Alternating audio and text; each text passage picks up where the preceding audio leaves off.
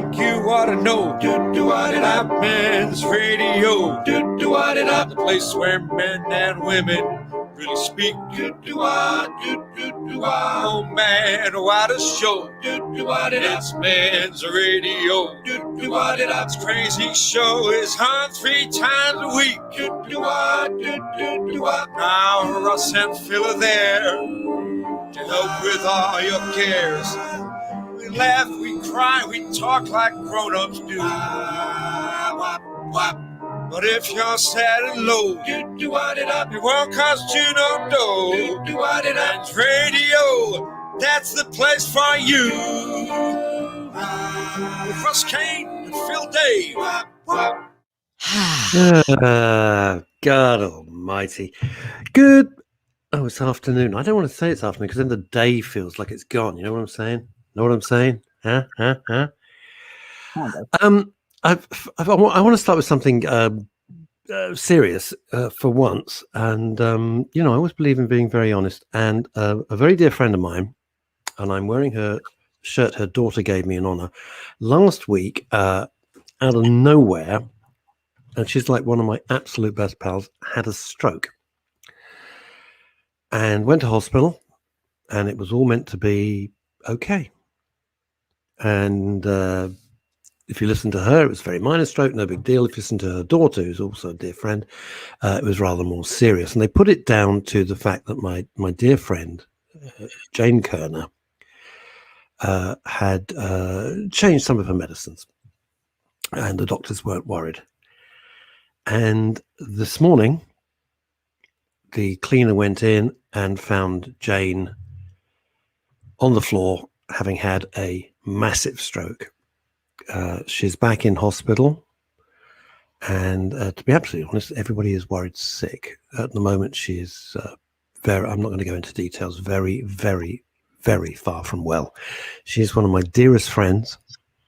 And I was talking to a significant other, and I burst into tears. It was ridiculous. I felt so sad. I dread losing close friends. It's something that as you get older, you really, and she's only a handful of years older than me. So if you think, oh, she's some elderly old dear, forget it. She's one of the funniest. She plays golf 3-4 times a week. And you know who she plays with, Phil, your former boss. And she, she's just the greatest hostess for dinner parties. She's so wickedly funny. And showbiz legend as well, really. Top West End agent, as I always said. So we wish her well, everybody at Men's Radio and Women's Radio, all the team. We are rooting for you. Nat, we are sending all our love to you. I normally don't do stuff like this, but it's really hit me right in the face this morning when I got the note. I am very, very upset because you don't want to lose your friends. And Phil, you're 35, middle-aged. Well, it's not even middle-aged, right? I'll be middle-aged if I live to be 300. Someone said to me at work the other day, and this is just a sign of how you should never work with people who are younger than you. Take note, Russell. You'd never work with people who are younger than you. Because they said, blimey, you're halfway to 70. I nearly slapped them. Well, I know maths aren't your strong suit, but did you not realize that 35 I realize 50%. Really fancy the idea of thinking too much about. Yeah, the interesting thing, of course, for some people, 70 is like you might as well be bloody dead, and for a lot of people, 70 is nothing, and that is part of life. I think that the way we are now, somebody dies, blah blah blah. He was 84. And, oh no, that young. Well, not long ago, 84. You were lucky to make 70. You were certainly lucky to make mid 70s. 80 plus, you're a walking miracle, right? Things change, health change. Our life expectancy is far, far longer. But having lost my best friend in the world, Francis Mackay, just over a year ago out in Los Angeles, I'm worried about my pal Shirley Green out there as well. And also, of course, this news about Jane Kerner today has really upset me. And it makes you think. Doesn't it? All of these things always do. Right. Off you go, young Philip. And let's just Let's just go and hit the messages. Off you go. Knock yourself out. Very kind, thank you. Well, let's start off first and foremost with the person who got in there right at the start of the show, Emma Webb, who said afternoon, or Barry J. Allen.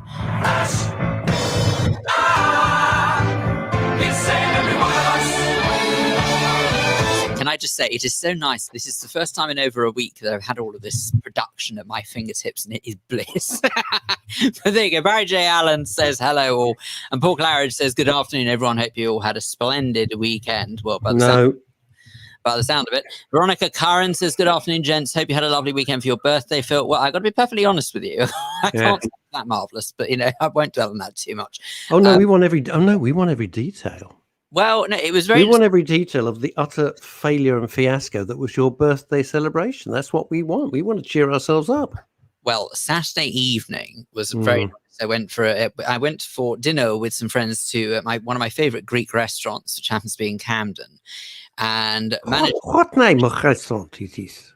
The Greek restaurant is Andy's Greek Taverna, I think it's called, but it's definitely Andy's Greek something. It's on Bayham Street, Pratt Street. Walk right into it. Okay, go on. But anyway, well, I thought it was appropriate for me, really. But anyway, no, you've ruined the joke now. I said you walk right into it. And then you just double down on the move on. Just move on. Defied your gag, haven't I? Anyway, move on. Sorry, sometimes don't know why I bother. Anyway, the point is that we went there for dinner on Saturday evening. How many of you? All of us are agog. We want a mental image. Okay, so this is the point. Is that I'm filling no mates, I'm telling you, because I asked about 20 people and there's only 5 of us. But anyway, never mind. Have you booked a table for 20? No. I'd asked about 20 people, and in the end, there was only about 5 of us who were available to go. Available. Oh. Yeah, so it's fine. I can take it. Don't worry about it. But anyway, I was actually quite pleased in some weird way, because the truth is that actually on Friday, I managed to get, after I'd finished the show on Friday, I didn't stop for a further, hang on a sec, what time does the show finish? Right, I didn't stop for a further 11 hours after the show finished. Working? Not just working. No. There was a bit of partying as well. But the point is that I've been up since 2:30, and I got to bed at 1:30 the following morning. You crazy rebel. So I think I'd been awake for These about crazy kids, eh? 23. Well, you say. Was your mum texting you? Where are you, darling? I'm worried. No. Hang on. Love, Linda, Dave. Open brackets. Your mum. Close brackets. No, because 23 hours in the past was a breeze for me. I can't tell you how ill I felt on Saturday for it. No, tell us. We want to know. Tell us. Let's put it this way. I think a hangover is easier, but I felt really sore. I felt really knackered, just physically drained. Where were you sore? Because, if you were roofied, God knows what happened to you. Oh, Bill Cosby coming up. I wonder. Yeah. Are you sitting on a cushion?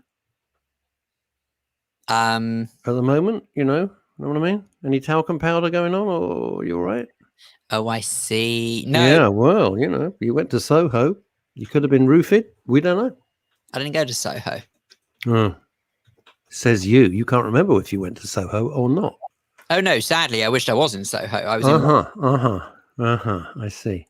Right. So 5 people that you had to pay turned up for dinner out of 20 that you asked. And you obviously picked up the tab. That's the only reason they turned. Did you know any of these 5 people, or were they just some random off Craigslist? No, it was budget renter crowd.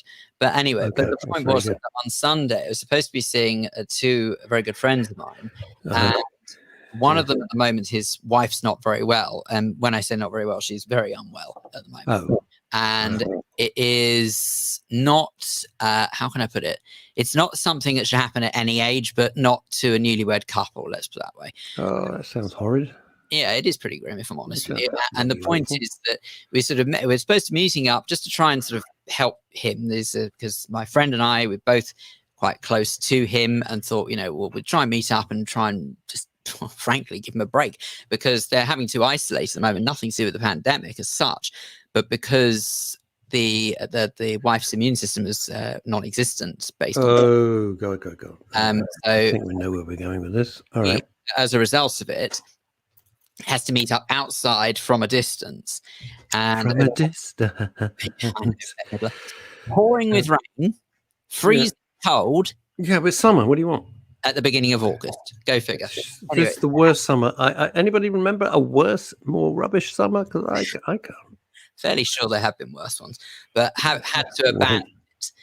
Well, I don't remember off the top of my head, but had to abandon it after 20 minutes because it was just too cold, and by which time the other friend hadn't even turned up. So it was a total and utter disaster. But anyway, so yes, that was my rubbish weekend as well. So there's clearly that's 21 people who just, just blanked you over your birthday weekend. You're seeing a pattern emerging here, Philip. Oh, Is there like a pattern emerging of what you're saying? My very good friend, and they don't turn up. Well, I can only assume that they obviously know how I feel about birthdays. Yeah, I know. John Ryan, Russ, you seem to have grown, mate, and now you're taller than the clock. Yes, it's because I use a stand-up desk I don't sit down anymore at all. I stand all the time because of my back. I'd read about these stand-up desks. I've seen videos on these stand-up desks, and my lovely mate, Larry Viner, I was talking to him, and as I said the other week, he said, I've got a brand new desk. I looked it up, and it's 500 quid, and he said, just have it. And had it collected by unbelievable. I have thanked him profusely. Sent him a small thank you, packet of Will's Whiffs, and that was it. It's great. So I don't sit at a desk at all. I stand the entire time. Tell you, it wasn't all bad the weekend. Oh, wait for it. Something's coming. Well, the truth is, I've got the most shocking reputation. Have you? Yes. Back to that cushion. Oh, what we got? I didn't send you a birthday gift. I got. Oh my God. So I got sent those two for stars. What's the one on what's the other one? I know Lafrogue. What's the other one called? Glenn what? I can't read it. Lafrogue is one. And then I even had to ask a Scottish colleague of mine how to pronounce this because I've never heard of it before. But apparently it's supposed to be quite good. Whiskey. Quite tricky. 2 syllables. Thank you. Glenn Lasseroff, apparently. Glenn what? Glenn Lasseroff. Glenn Lassoff. Glenn laughs his ass off. Okay. Or Glenn Glassoff. I'm not actually not heard of it. Not even seen it. How was my? Oh, and then in my diary. Now every Friday at 1:30, the delight. What's the matter? What are you doing? I was going to say I've got the most shocking reputation because I've got 2 bottles of bubbles out of it as well. Oh, and a small bottle of gin. So actually, it wasn't a terrible bottle. It wasn't a terrible birthday at all. Well, that takes care of today. What are you going to do Tuesday? I'm running the risk of going a bit thirsty on Tuesday. You could be running dry, boy. I mean, I'm not even going to give you till about 6:30 tonight. Lee Durnford, who would know about these things, was an enormous engineering company. I think 16,000 employees plus, or is it more? 120,000? It's gigantic. Install a floating shelf as a cheap alternative. Well, this is a wonderful alternative because if I want to lower the whole thing, it comes fully assembled. It's incredibly strong. It's all made of metal. And then you can just lower it and I can sit at it as a normal desk. It's really a terrific piece of kit. Excellent piece of kit, and has helped my back a lot. And also strengthens your core because you have to be standing the whole time. So if you pull in your tummy muscles and try and bring your belly button through to your spine, if you like, you're strengthening, you're doing that, you're strengthening your core, which is absolutely essential. So Friday, as you know, on the show on Friday at 1:30, the lovely Chantal Rickards arrives with her film and television purview. And I've known her for many, many years. And next week in my diary, we're going over to have dinner, chez Chantal, which is nice. After the show on Friday, I get a text. Looking forward to seeing you tonight. And I go, it's next week. No, it's this week. And some other people are coming. So I said, well, it's no problem because I get snowblind looking at my diary. So that was absolutely fine. So we went over to Chantal Towers. And it's great. And of course, the other guests, everybody's taking the piss out of me mercilessly because I'm so stupid because I've got it in the wrong week in my diary. And Chantal goes down to make the dinner. And we're upstairs in the lounge, living room. And suddenly I hear Russ coming up the stairs. I go, yes, you were right. I'm sorry. It was next week. That's amazing. I didn't know It that. really was next week. I'd got it right in my diary. It made no difference. It was absolutely delightful. We had a wonderful, wonderful evening. But that wasn't the point. It was hilarious. Very rare that I'm ever right, but it was just very, very funny. So I'm going to hold her to it, and I'm going again next week. So solid. Luke Newman, good afternoon. Looking forward to chatting to you both on Friday at 1 p.m. for Men to Talk and the Mental Health Molds book. I loved it. You haven't seen it yet, Philip. The Mental Health Molds book. It's adorable and really clever. Really, really clever, and I'm delighted. It's little cartoons that really sum so many issues up in a beautiful way. Very impressed, Luke. Looking forward to that. Hello, Melanie Hutchins. To you. Oh, look, here's Paul Claridge. He's turned up. You've got whiskey. You could smell it from up a ladder in East Croydon. You can come all the way to Hertfordshire. It's like a shark that can smell blood in the water. You can smell single malt in the ether. I was in Soho on Friday with my lovely friend Judith. See, he's got a friend. She turned up, Phil. You can make notes. And we had Greek food too. Oh, and amazingly, we had no problem getting a table outside a pub and then outside a restaurant. Really? Okay. I was in Soho Saturday. I was there Saturday mornings, picking up the rent from the girls. And it was heaving, except for the Soho Whiskey Club, which was lovely. It was me, Colin and Ray, and it was great. Nice and empty, nice and quiet, because we go early and then we leave. Sen Monroe, I need to get some sunshine. Sen, I don't know about you, mate, but it is driving me nuts. This weather is driving me crazy. Now, Phil, you don't walk the dog. I'm serious. It's not a gag. You don't walk Monty and Carlo, do you? I mean, they don't walk. Well, occasionally for walkers. But they don't go daily. They don't really like it very much because Monty can't see where he's going, so he absolutely hates it. He'll just sort of stand there. Oh, bless that little guy. He's all right. But he's very happy at home. So I'm not being funny. We let him run around the garden, which he's quite happy with, but he just doesn't like going out somewhere where he's not familiar. Oh, bless him. Which you can sort of understand that. Yeah, sure. He seems reasonably content for it. Carlo is just, he's old and he's got a heart problem, so we don't want to overwork him. So frankly, no, I don't really have a need to take the dogs. So I have to keep a watching brief out the window when I might be able to make a dash in between the monsoon that is British London summer and try and take Ebony, the mini schnauzer, out for it's ludicrous. You don't know. So you keep looking at and I think Mother Nature lures you into a false sense of security. Don't you think? Because she goes, you look, oh yeah, blue skies. I'm going up. Okay. And you get to the furthest point of the walk. Bang! Hold my breath. Bang! Down come. It's just ludicrous. Absolutely ridiculous. I know. So I'm with you, Sen Monroe. Sunshine. Change of scenery, even for like a week. Just a change of scenery would be absolutely delightful. Sen Monroe's bitching. I didn't even make the budget rent-a-crowd list. No. Well, Sen, you and me both, mate. There you go. Well, there you go.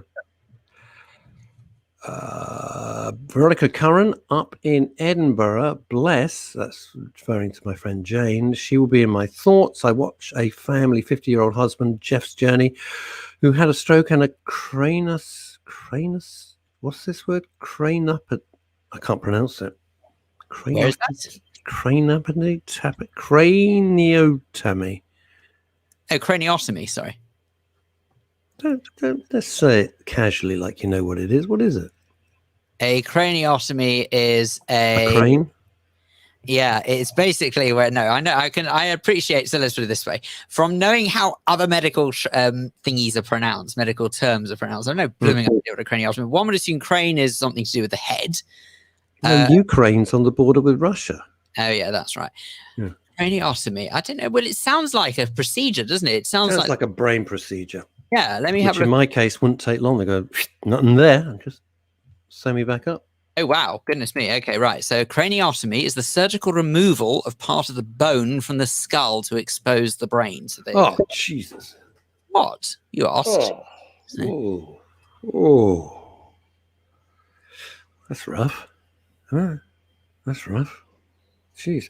His journey is fantastic, concludes Veronica Curran up in Edinburgh. Well, that's good news. That's good news. I'm keeping fingers crossed. I'm it's really so upset. So upset, man. Back to Paul. Chrissy Holt in Spain. Oh, hang on. Both of our Spanish representatives are now speaking. Can you see that, Phil? Michael Verby, who I haven't seen since he was 6 or 7, slightly cooler in Spain today, 24 degrees. Oh, you need a coat and a sweater, love. Chrissy Holt, we've had no rain from June until October, 40 degrees. Chrissy, where are you? I know I've asked you 50 times, but I can't remember anything anymore. So I know Michael Verby's on the Costa del Sol. Where else? And you are much further north, aren't you? Which is why it's hotter, because you're inland. You don't have any coastal breeze. I'm assuming. Do you want to read Paul Claridge's thing? It's good. Clara says, it was my first time in Soho for almost a year. Felt so good to be back there. Then, shock horror, on Saturday, I was treated to an afternoon and evening at the South Facing Music Festival in the Crystal Palace Bowl in Crystal Palace Park. So great that they have brought that amazing open-air venue back to use. God, I remember that when I was a kid at Dulwich. Yeah. I thought it had gone. I didn't even know it was still a thing. Well done, Paul. Melanie Huntins. I went out for evening drinks at the weekend. First time in 18 months. She must have been thirsty. After first feeling like I was on a different planet, I got the hang of it and had the best of times. Well, I guess it's like riding a bicycle. It will come back. I'm still... No, I'm still very, very cautious. I'm very cautious. I don't sit inside anywhere at the moment. Not very rarely. Very, very rarely. Sharon McGovern. Hello, Sharon. I was thinking of you because I was watching some documentaries last night on James Randi, who died not long ago. Amazing man. You will know why I'm saying that. Went to Camden Market last week. So nice to feel normal again, but still wear my mask. I bet you were the only one. And I'll tell you something interesting. Well, I thought it was interesting. Phil, I'd like your spin on this. We drove, as I said, on Friday to have dinner with Chantal, which was absolutely lovely. Marvellous company. It was great fun. And we had to drive through Clapham High Street, which, if you know, is one bar and one club after another bar and another club. Huge, right? It's just... There were thousands, I don't think hundreds, but as you drove along, outside each bar, each pub, and each club, each nightclub, were tons of people. Hundreds and hundreds and hundreds of people.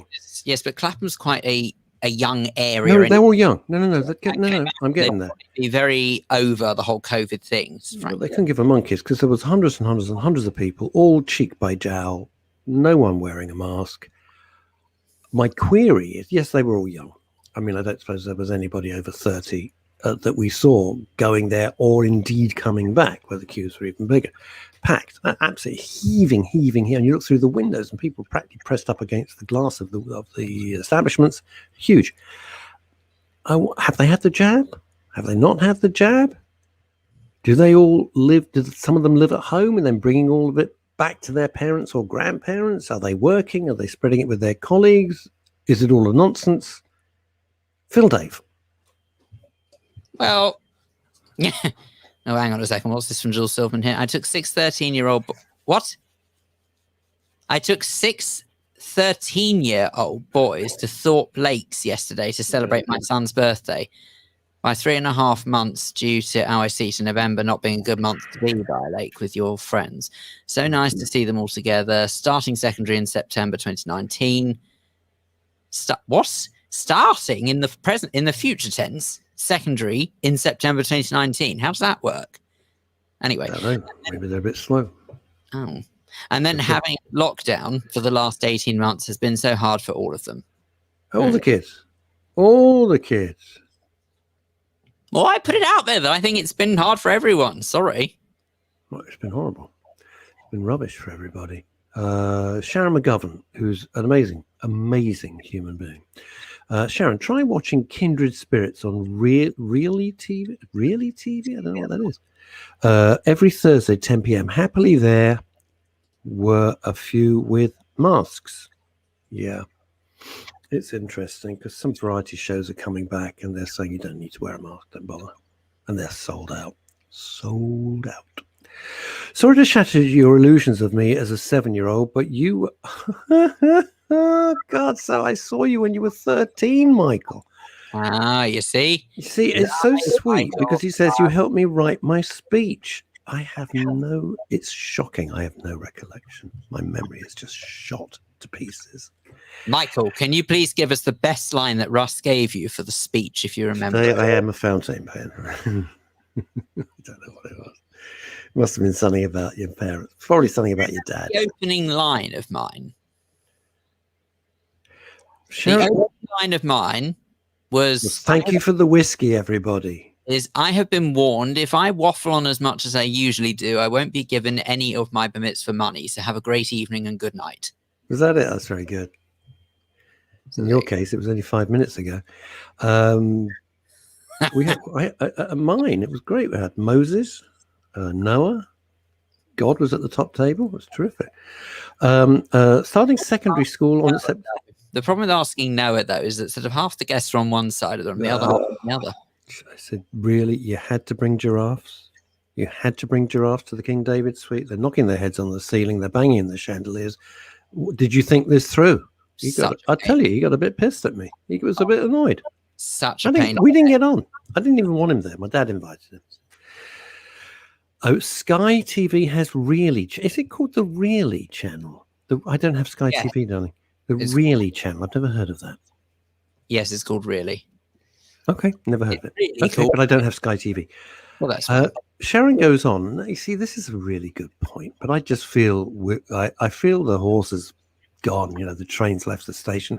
I keep away from anyone who had both jabs. That's us, as they can still spread it without knowing they have the COVID. No, you'd know you had the COVID. Both 2 jabs or no, you'd know. You just wouldn't feel good. So, Sharon, that must mean you must keep away. Serious, I'm not being facetious. You keep away from everybody. I mean, I'm very, very cautious. I know I've limited my life, and it's not that. It's not that positive. Paul Claridge, would you like to read Paul's lovely comment? Russ, there has been a successful funding drive to enable the refurbishment of the Crystal Palace Bowl. Mm-hmm. This must be a very big bowl. It is a bowl. It is a big bowl. The Crystal Palace Cup wasn't such a success. No. Although the Crystal Palace Tupperware set went down very well. All the acts were very fresh. Yeah. Go on. I mean, I'm fairly sure we've got some sort of like Crystal Palace glassware or something like that. The stage itself is apparently beyond safe repair. However, they have built a temporary structure over the lake to accommodate a stage. Crumbs, I wouldn't want to be on a temporary structure over a lake. Bloody hell, no thank you. I'm hearing the word temporary and structure in one sentence. I'm not there. No, hang on. Temporary structure and lake all in the same sentence. Precisely so. Temporary structure and lake in the one sentence. No thanks. Gracious me. All it takes, seriously, is one step to the left and then straight into the drink you go. Good gracious me. And hey, it's work. Sorry. The South Facing Festival is there all month during August, attracting big name acts such as Dizzy Rascal. He's on the charge. Dizzy Rascal on bail or something. This year, the Wireless Festival is to be held there too. Wow. That's huge. Wireless Festival is a big deal. Wireless Festival is a very big deal. Dizzy Rascal was charged with something last week, wasn't he? Charged with assault, I believe. I really wouldn't know that, but it was in the news. It was in the news. But Sharon McGovern says, I don't know, don't care.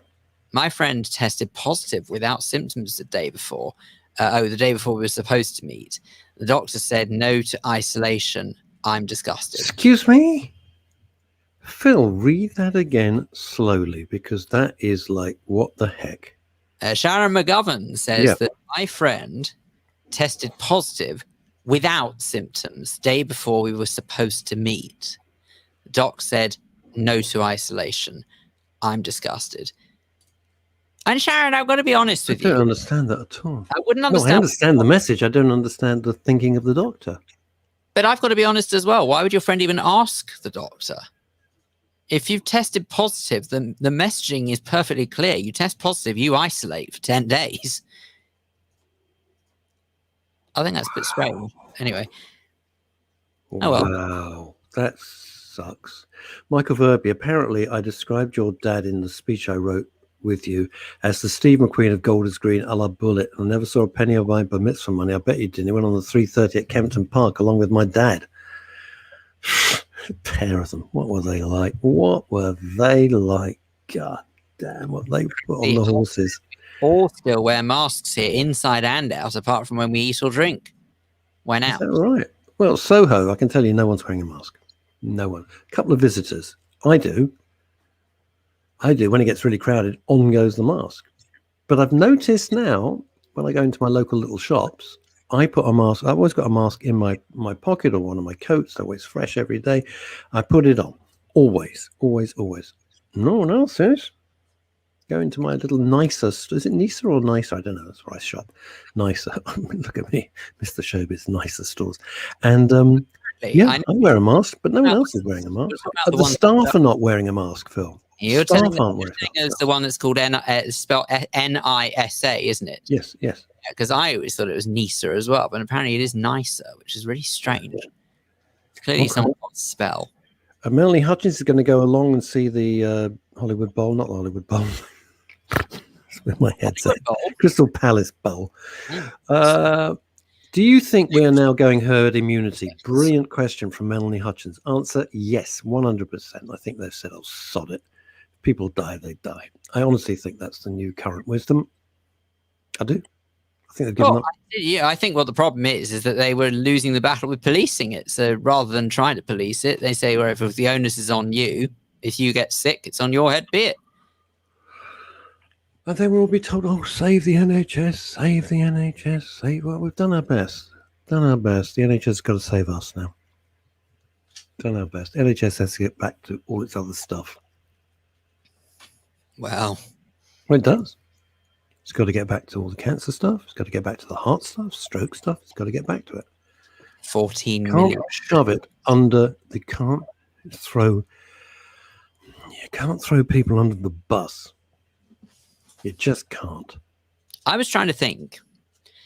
14. Is that the end of the sentence? Million procedures. Oh. 14 million procedures. 1-4? 1-4. 14 million procedures. Last week. Whoa, wait a minute, coaches. Last week it went 3 million. Then it was, I think I quoted the number of 4.3 million. You're saying it's 14 million procedures behind schedule. No, I'm sure it's 14. I'm perfectly sure it's 14. Well, you look it up, because I know the last time I saw. Look, you know what? Let's face it. Doesn't matter if it's 4 million or 14 million. They can't do it. Yeah, okay. So doesn't matter. It's like saying, hey, Phil, let's go to the moon this afternoon. It's only 250,000 miles. We could get there eventually. Well, it's the moon. Yeah. All right. So as of 2 days ago, the BBC reported NHS waiting lists could rise to 14 million. Oh, could? No. What? This is bullshit, speculative media crap. Could, we could all be dead. The Delta variant might make you grow another head when your other existing head falls off. I mean, it's not helpful. All right. Well, let's go with the current then. So the current, currently 5 million people are waiting for routine operations and procedures, many of whom are in pain, apparently. Bloody right they are. Of course they're in damn pain. So they're in pain. So every one of those 5 million procedures, or even if it does go up to 14 million procedures, how much does that actually cost the NHS? Not the question of the cost, but the cost to one side. What's it doing to the people who are in bloody pain? Desperate for an operation. Come on. What? How many years are they now going to wait? Look, let's be realistic. We've talked about this before, but let's just bang it on, just bang it home. They can't catch up. It's not possible. You can't catch up. Yeah, I mean, the awful truth is, there are going to be people who I'm afraid will lose their life before they're given more. Guaranteed. No two ways about it. Of course they're going to die. Of course they are. Look, the only way you can catch up with stuff, right, and it's not a question of throwing money at it, because you need, if they're operations, procedures are operations, you need surgeons, doctors, and nurses. There's only X number of them, and there's only X number of hospitals and X number of operating rooms, right? If you worked on a round-the-clock McDonald's 24 hours system, seriously, and you still don't have enough people to clear that backlog. You will never clear that backlog. It's quite impossible. It's impossible. Physics tells you it's impossible. Sue Sleet says 1919, the flu was at pandemic proportions with many deaths. Now it's something we expect every year. This is how we deal with COVID in the future. This is how we will deal with COVID in the future. Totally. Sue Sleet's right. Up in Fife in Scotland. She's absolutely right. Look, I think we just have to be grown up. It ain't going away. It's never going away. We will learn. Hang on. We will learn to live with it. That's what we'll do. I do think it's worthwhile people remembering that, technically speaking, Spanish flu is still out there. Yeah. Or let's put it this way, the descendants of Spanish flu are out there. In other words, you can still get sort of the strains that have come off the back of the Spanish flu. And I believe that it'll be the same with COVID, is that as the years go on, COVID itself will, I don't necessarily grow weaker, but it will become less deadly because it's not in a virus's best interest to kill its host. It's a very important point, that, and you've made it very well in earlier shows. Viruses need a host to live. They don't want to kill the host because then they die. See, it's completely different views we're getting. Michael Verby is still with his sister Stacey in the south of Spain. Here, people are behaving entirely as before, apart from a few with masks, no evidence of a pandemic. And then if I scroll up, which of course now I won't be able to find, we'll have Chrissy Holt saying, we don't kiss or hug here, not even the Spanish. Melanie Hutchins, I hugged all my friends Saturday night. Friday night when we went over for dinner, no. Some people did. I was asked, and I did that. No one took offense. That's what I do. I don't shake hands anymore. And I got to tell you, gang, I'm never shaking hands again. The end. That's how it is. If you don't like it, strike me off your pal list. I don't care, but I won't be doing that. And men, could I speak on behalf of ladies for a moment? Because I know that 50% of our audience are ladies. May I just say, when you're at some function or you're meeting someone for the first time, women do not want you to go up as a total stranger, hug them and give them a kiss on both cheeks. It's a bloody sauce. It's not necessary, and women don't, in general, like it. You don't know them. There is not an open invitation. Oh, hello, this is Doreen. And you just go up, hug her and kiss her on both. Lovely to meet you, Doreen. No. And women are too polite, the ones I know, to say, do you mind? Please, come on, little sense here. Paul Claridge. Around with the wrong people. If you think they're too polite, I know some very feisty people. Yeah, they're feisty, but they won't say anything. I mean, if you're meeting someone for the first, say you're going for dinner or something, I don't know.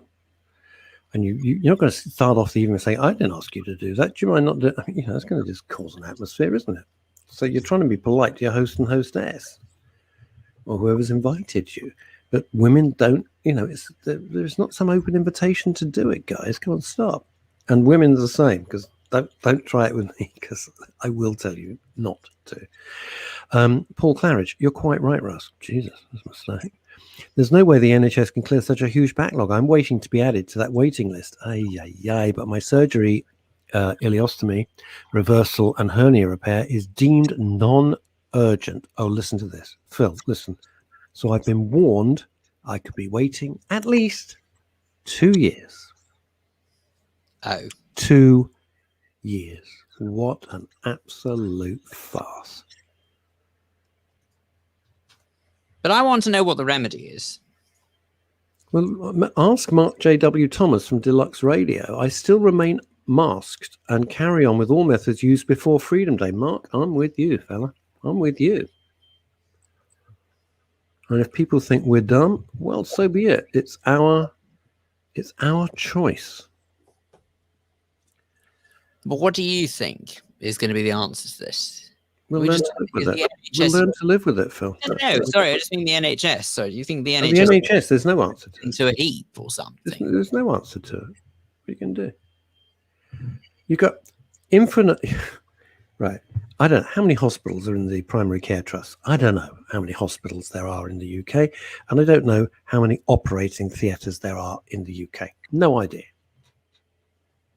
But you've got to shove all of the, let's pick a number, 5 million backlog, 5 million including Paul Claridge. 5 million people have got to go through that system. It's not possible. They can make indents into it, but how? It's pure maths. It's nothing to do with money. There's only X number of surgeons. It's nothing to do with Brexit. You can argue every which way till sundown. It's all about numbers.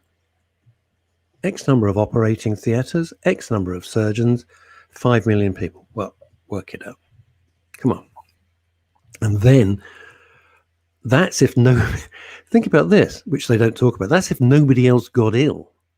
That's if there were no traffic accidents or road accidents or pedestrians getting knocked down or people suddenly having a heart attack, or God forbid, like my friend Jane, having a massive stroke.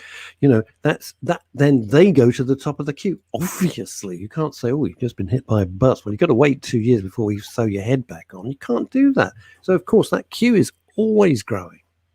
So the answer is, I have no idea. I don't know how, thank God I'm not in charge, or you, Phil, because I wouldn't know what the hell to do. Well, the only reason I'd suggest, thank goodness I'm not in charge, because I promise you I wouldn't stand for half the nonsense that appears to go on with the NHS, but let's not dwell on that too much. Right, Luke Newman, by going to the Liverpool Football Club game yesterday, oh gosh, this is jumping. Hold your horses. Luke's got somewhere. Where did he say this? Come on, Russie. Can't find it. Can't find it. Put it on screen. Oh, Sharon says, Sharon McGovern, and I'm so pleased you're here. Sorry, read that out. Do the Luke Newman one. By going to Liverpool FC, one would assume football club, game yesterday, it was so important for my mental health. As a dad, for the first time in the 18 months, I felt like I have quality time doing something with my twin boys. But I kept my mask on. Anxiety was high. Others didn't. Well, what can we say? This all started with Cheltenham bloody Gold Cup, didn't it? Started with Cheltenham Gold Cup, Wimbledon, the Euros. Oh, it's outside. It's outside. Okay, well then just forget the whole thing. Take the brakes off and don't bother and let it run. If you're going to do that, just let it run. I get what Luke's saying. I totally get what Luke's saying. Doing little bits of normality is nice. It's life affirming. It's life affirming.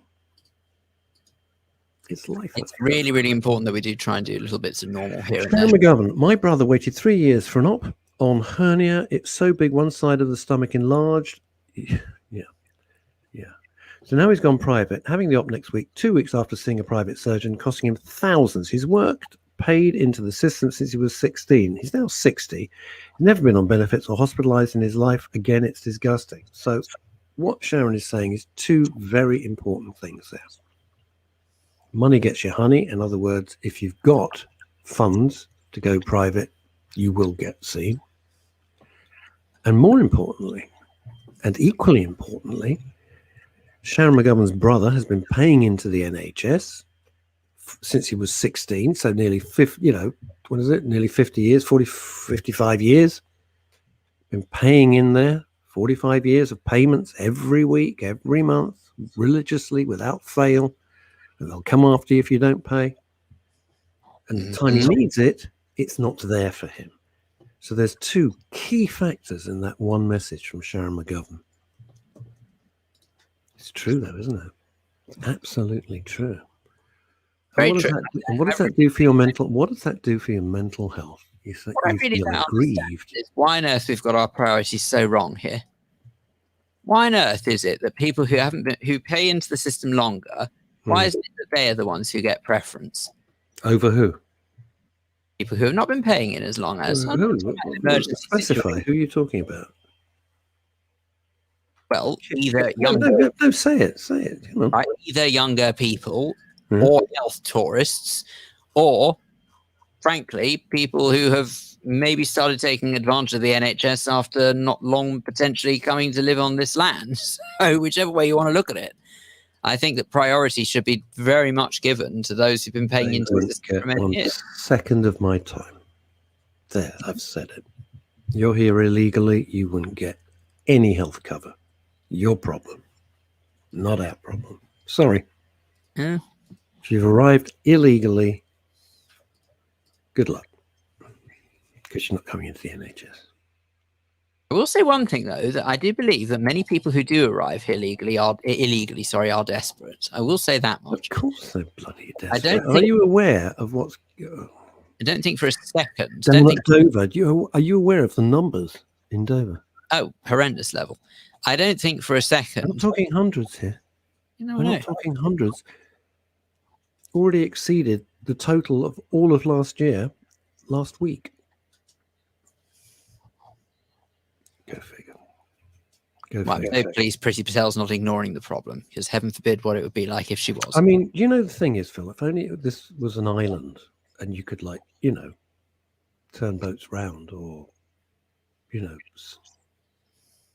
puts up borders, but we're a landlocked country in the middle of Europe and it's just not possible. Stephen Marsh, that is so sad and should not been put in that position. Sharon McGovern's brother, yeah, totally so. It's nonsense. Health tourists, they can sod off. Oh, I never knew I was pregnant when I got on the plane. Really? Liar. Get straight back on the plane. Cheerio. Bye. A lot of the problem, it's abused. Well, yes and no. It's not. Phil came up with the best idea. Phil's idea was absolutely bloody genius. I think he said it 2 weeks ago, and I thought it was startlingly clever. Is that everybody puts an amount on a credit card or whatever into the NHS, and it's not a huge amount. It's like 20 quid or something. Right? Well, I said more, but you said 20. Well, call it 20 quid. Just for argument's sake, and you book an appointment with your NHS doctor, you don't turn up. Bye-bye. That 20 quid goes straight into the NHS. Two things. One, it stops people pissing about and wasting the NHS time. And two, of course, they can put that money on deposit and make a little bit of a revenue stream while they're holding the money. And it's 20 quid. That's it. That's what it is. I thought that was your best idea because, other people have said, and I've listened to other radio shows, people should be fined. The level of bureaucracy you would require to fine people for not coming for an appointment would cost billions. Billions. The infrastructure, the technical know-how, it would be a nightmare. 20 quid off your credit card. You don't turn up, that 20 quid's gone. Stephen Marsh says, hey, that was my suggestion, repaying GP a refundable deposit. Wait, maybe... Stephen, to be honest with you, it's something I've thought for a long time before men's radio, but I dare say I'm not the only one to have thought about it. So, it's Stephen Marsh, accountant to the stars. It's a good idea. Sharon McGovern, when the weather...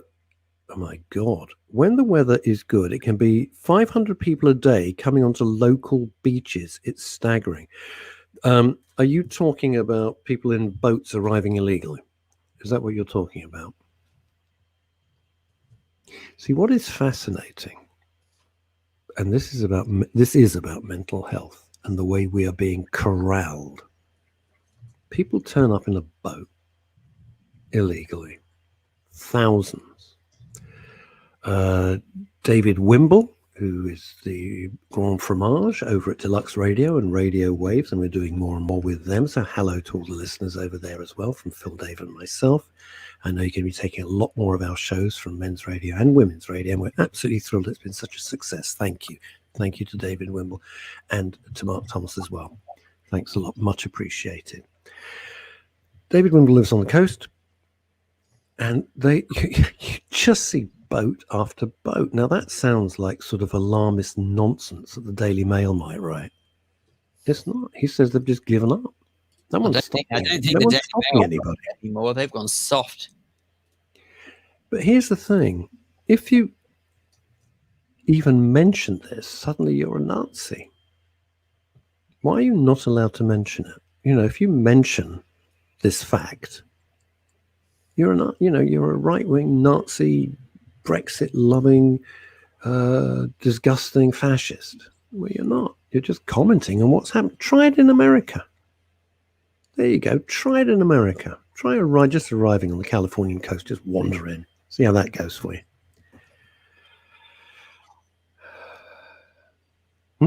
Michael Verby, don't want to open another can of worms, but wasn't it the promise of the end of illegals that the pro-Brexit lobby rested their case on? I have absolutely no idea.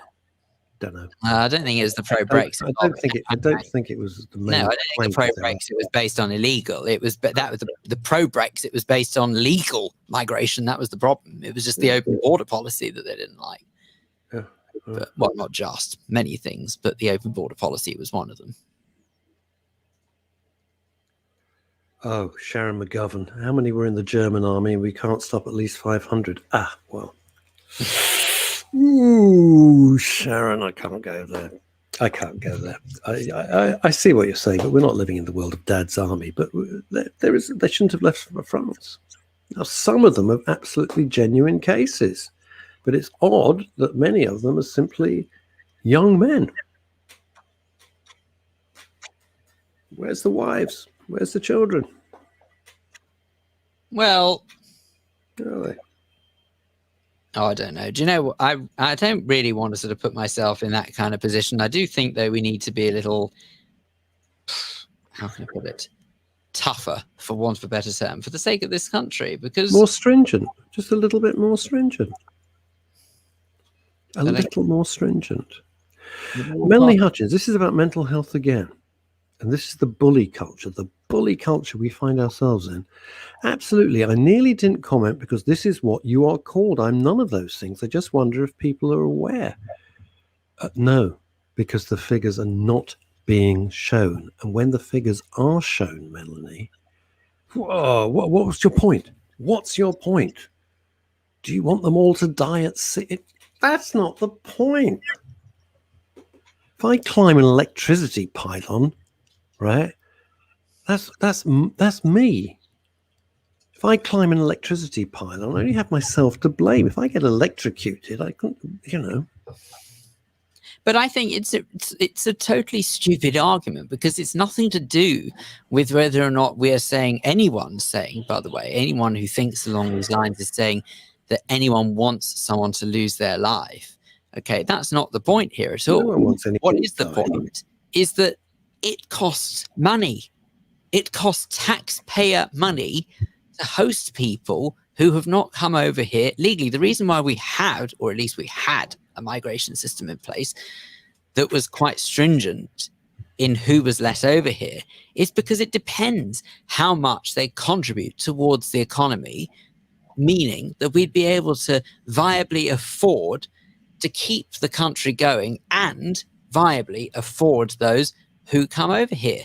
And before anyone starts descending into the argument of, oh, what about millionaire or billionaire tax avoiding companies or evading companies who don't pay this, that, and the other? It's irrelevant. We don't have that money. Whatever you might think of where the money is going to magically appear from, it'll be your and my pocket that it comes from. And you've got to be realistic. It's so easy in what everybody does. And Melanie, you're a very good example. You can say what you like and comment what you like on MRS and WRS. We won't have racism and we won't have bullying. But we use common sense. We use common sense. And it was always my intention to create an arena which would be stigma-free. You know, if there was mental health issues, to remove the stigma around mental health, and bullying and all of those things are absolutely within that area. The bullying that we see, the endless corralling of you've got to think like this, and people are railing against it and too scared to speak out, because you will be pilloried. You will be absolutely pilloried, and it's not fair. It's not fair. You know, we have adult discussions here. Sometimes we agree, sometimes we don't agree, but we can still be friends. That's what grown-ups do. Sharon McGovern, we have to think about our future generations. The East End culture is gone totally. And if we don't get a grip, the majority of these people we are hosting are draining our economy. Well, that's a bit of a sweeping statement there. And NHS has lots don't. Well, again, you see, this is the plus side. I say I welcome with open arms the amazing culture and people that contribute greatly to our country. Totally. You know, we've always been a melting pot here, because, you know, invasion after invasion and this, that, and the other, and it's always been a melting pot, and everybody's rubbed along and got on fine. And that's a fact. Everybody's got on fine. There's only one thing that's disintegrated over the years, and that's the respect for the land that gives you a home. Ooh, that is, like, with 4 minutes to run, that is a huge thing. You know, if you I always think of it, if you're a guest at someone's home for dinner or tea, or, you know, you're a guest in someone's home, you wouldn't walk in and say, God, that wallpaper's disgusting. What? Look at the state of that carpet. Do you call this lunch? You wouldn't. You show respect for your host. That's a fact. You show respect for your host. That is common decency, common manners. And I honestly believe that part of this huge drive to forget the history of the United Kingdom, of Great Britain, is because people don't respect the past. And we're all villains and we're all terrible, terrible people. Really? Are we really? No, we're not. We've been welcoming. We continue to be welcoming. And the majority of people are absolutely decent human beings. And that's it. Alexander Listerfeld, 100% agree. Agree with what, Alex? Agree with what? Not everyone has manners or respect. No, they don't. No, they don't. Of course they don't. They don't have respect. They don't care. And it's also a generational thing. It's a generational thing, you know. That's how you can get Holocaust deniers. They've got no sense of history. They have no idea about history at all. They don't understand history. What's history for them? It's history. It's irrelevant. World War II might as well be the Battle of Crecy or Agincourt. It's absolutely irrelevant to them. Elizabeth Green makes me wonder why I don't want to live in the UK anymore. Well, it's not so chirpy over in New York, Elizabeth. Elizabeth's in New York City. So hi to you, Elizabeth. But it's not so, it's not so chirpy in New York anymore. It's getting pretty, it's getting fragmented. America getting fragmented as well, which is one of the themes of my book. Chrissy Holt, that's so true, Phil. They now hang on. You can't say they bring their awful culture to ours. Not every culture is awful. We disagree fundamentally with some of the cultures because it's not our culture, and it should never be our culture because this is a Western democracy. That's why. Basis on that. History is what makes, this is Alex, history is what makes us and informs us, and we have to learn from it. Yeah, I was agreeing with your statement about respect. Oh, thank you. Yeah, if you don't learn from history, you don't learn from history. You will repeat it. You will repeat it. Group hug time. Well, I'll do that virtually if you don't mind, Mel, because, because I'm just sort of like... I catch something. I might. That's a lovely idea. See, this is what it's all about. You're having an open discussions. No one's screaming. No one's shouting. We just look at the views and talk about them. Feel more second generation every day, says Elizabeth Green. Second generation American? You mean? Yeah, I always feel very at home in America, to be honest with you. I feel very at home as soon as I arrive. I always think, yep, it feels fine by me. All right, and knife cult. Oh, knife cult. We'll see you Wednesday, everybody. Wednesday at midday. Bye.